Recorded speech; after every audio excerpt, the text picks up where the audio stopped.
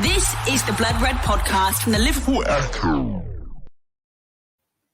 Hello and welcome to the debrief on the Blood Red channel after Liverpool secured a second victory in the space of just a few days by beating West Ham United at the London Stadium, moving them back up into third place in the Premier League table. Mohamed Salah made it 20 goals plus in each of his 4 seasons at Anfield with a stunning brace.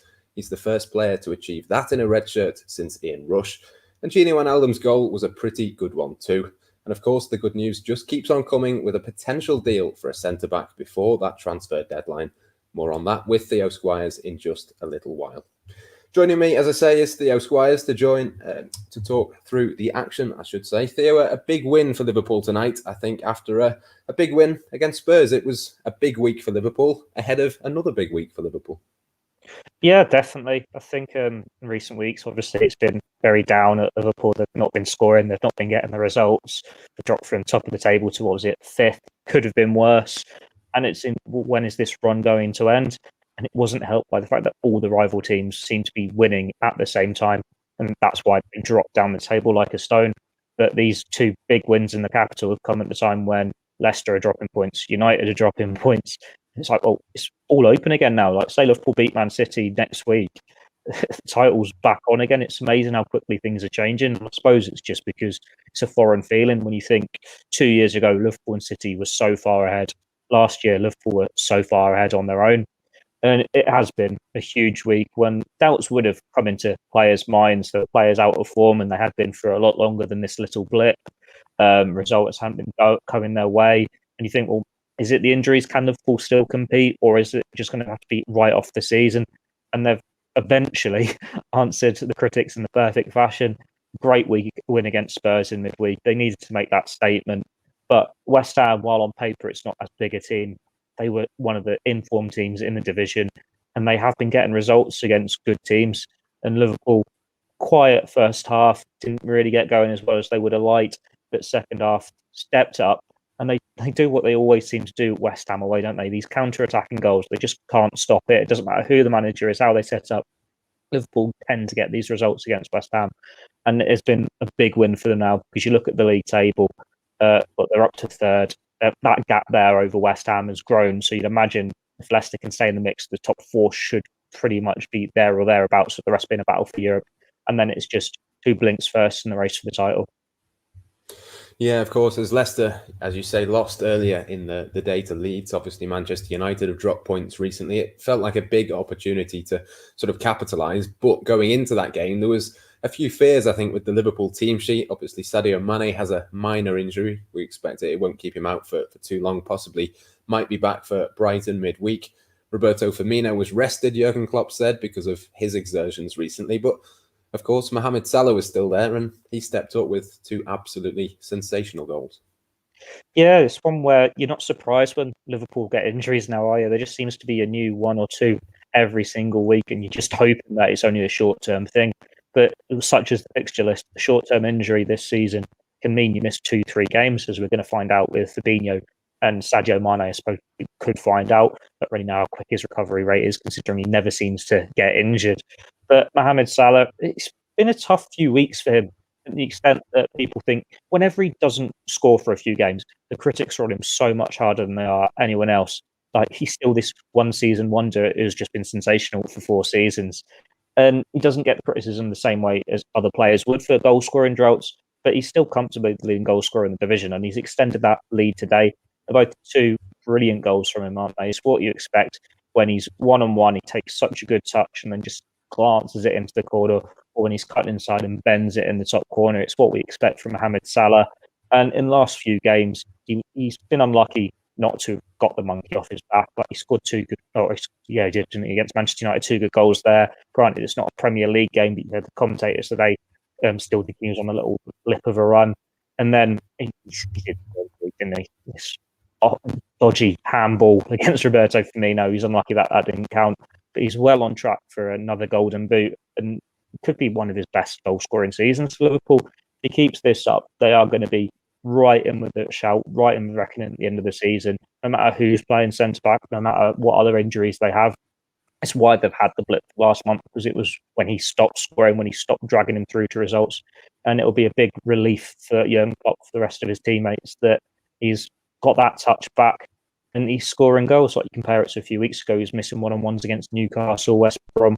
Well, nothing like that today. Just instinct takes over. Doesn't need to think. He knows exactly what he's doing with them. He gets the ball at his feet. So do the defenders. So do the goalkeepers. Just can't stop him. He's world class. Yeah, 2 fantastic goals for Mohamed Salah. The third one wasn't bad either, of course. Alex Oxlade-Chamberlain off the bench. He was involved. Firmino off the bench as well. And finished, of course, by Gini Wijnaldum. We all know how important he's been for Liverpool this season. But again, it was just another reminder, wasn't it? In that number 6 position, alongside James Milner and Thiago Alcantara, he just looked absolutely sensational once again.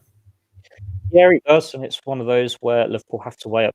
Do they tie him down to this new contract or not? Do they give him what he wants? I think for what we're hearing, the negotiations behind the scenes, there is just that stalemate of whether Liverpool can get over the line and whether they think he's worth what he thinks he's worth. And obviously, so at the moment, it looks like he'll probably leave at the end of the season. But he's been a fantastic servant for Liverpool in all these positions over the years. You think it'd be very easy for a player to get frustrated, especially when they go away on international duty, as he does with the Netherlands, and just tears it up as a number 10, scoring goals and assists left, right and centre. And he's had to sacrifice himself a bit for Liverpool. But he's got the trophies, doesn't he? He's got the medals. And it doesn't matter where Jurgen Klopp plays him, he does a job. I don't think it's a coincidence that since he's been put back into the number 6 role, that's when Liverpool's form has picked up. But when he's a number 6, he does like to get forward occasionally as well. He probably should score more goals for Liverpool. Doesn't really get the opportunities much for the role he plays, and you'd like to see him a bit more domineering in matches. But when he gets the opportunity, there he is. A simple finish, and there was never any doubt that he was going to score. Just looking up now, it's repeated now on Sky. But it was also good to see the players involved in the move, wasn't it? Like Roberto Firmino in midweek, we were saying that this was a big performance from him to get back on the score sheet. It was what you expect from him when he's had his own issues, when he's not been in form. Like the fact he's only on the pitch, 20 minutes, if that, and he's got an assist. He's looking sharp. And also Oxlade-Chamberlain, it's not been his season. He's had his injury issues. He's just not getting the opportunities in the team. It could potentially be just the whole setup. You think he's an attacking midfielder. He likes to get forward, but Liverpool, without Virgil van Dijk, without Joe Gomez, they need more protection for that defence, so it's a more conservative option. When he has played, it's been on the right or on the left, centrally in those more attacking positions, which we know he doesn't like. He wants to be a central midfielder. But for him to come on and have an impact, it's certainly more than he's done recently. And hopefully that can give him a bit of confidence, give him a boost. And the game's coming thick and fast, as we always say. There will be more starting opportunities for him to kickstart on for the rest of the season. Yeah, there certainly will be. Just before we go on to that possible transfer deal, a quick word on Thiago Alcantara as well. You mentioned Sky Sports there. There was a little bit of sort of discourse within the commentary that he was slowing Liverpool down, and we've heard that a couple of times. But I thought, again, he showed he was a real key part of that midfield, as I say, alongside Gini Wijnaldum, who was brilliant, and James Milner once again. It's the narrative of football, isn't it? It's the same thing can happen in the game, no matter what, and it just depends on the result and how it's portrayed. Like Thiago Alcantara, when Liverpool are winning, is one of the best playmakers in the world. He can look up and pick out any player on that pitch, no matter how far away they are, with ease. He can speed the game up. He can slow it down. He can run through the defences, and you're in awe at him. He is a joy to watch. But then when Liverpool are struggling to break down defences because teams have got 10 men behind the ball, or he's picking out the front three and they're not scoring for whatever reason, he's ruining Liverpool's style. He's slowing it down. The reason the bodies are back is because he's taking too long to pick these passes. So it's very unfair on him. Liverpool, it has been a changing style for them with him in the team, but then that's why he was brought in, because it was all about the fullbacks before, and they wanted that variety. They wanted that proper playmaker, and they just so happened to manage to get the perfect deal for one of the best ones in the world. And you think, well, it's not been an easy season for him, has it? Like, he came on at half-time against Chelsea against 10 men, and he was crunched in the Merseyside derby, out for however long. He had coronavirus as well for a spell. He's learning a new style of football. Like, the Premier League is the fastest in the world. It's more physical. He might have been able to be a number 6 in Germany in the Bundesliga for the best team comfortably in the Bundesliga with Bayern, but it's not a role that's really going to suit him in England in the Premier League. And he's had to adjust to that. And it's at a time when the best centre-back in the world is not behind him. And before that, all these other injuries, it's been a shrewd decision from Jurgen Klopp to play him more as an 8 rather than the 6. And I think that's why we're seeing more from him now. He's not getting caught on the ball as much, and he can get forward more. He's just an exciting player. He makes things happen. It doesn't matter if he slows it down to way up his passes, because you can just as easily speed it up and turn the game in the blink of an eye. There is a reason why people are so in awe whenever he passes the ball, just because he's one of the few players that can pick out any pass on that pitch. It's Paul Scholes. If you think back 10, 15 years ago, it was the same about him. Whenever he sprayed a pass, you just in awe at it. And Thiago has that ability. Once he settles in more with Liverpool, they have more players back from injury and they're in form, which they seem to be now. You've got the front three scoring again. You are just going to see him contribute more and more. It was always going to take time. It's just on circumstances that it's taken a bit longer than anyone would have liked. Yeah, certainly. Just before we finished, then Nat Phillips and Jordan Henderson were at the back for Liverpool today. It does look, there's lots of reports out there about Ben Davies of Preston North End. I'm sure plenty of people watching along will be interested in that. Some rumours about a £2 million bid, but you've been digging into it and you've got the latest for us on a possibility. Of course, the 11 p.m. deadline tomorrow is what Liverpool have to do something before. Yeah, it's an interesting one. Obviously, these reports have suggested that Liverpool have contacted Preston, made an inquiry, and there's talk of a £2 million bid. Put in word with Preston. They say they've not heard anything from Liverpool regarding Ben Davies. I think that's quite telling that's regarding Ben Davies, because obviously with the reports regarding Sepp Vandenberg could be going to Preston on loan. But there is still time for that to change. Like, really, who's going to open negotiations mid-game on a Sunday? He is a player that ticks boxes for Liverpool. We've done pieces and we've spoken about homegrown issue before, that if Liverpool signed a foreign defender, then they'd have to offload someone or leave someone out of the squad. So a homegrown player straight away takes that issue off the table. And then you think, well, without the coronavirus, all those issues, work permits, foreign players, it is very much a simpler deal to do.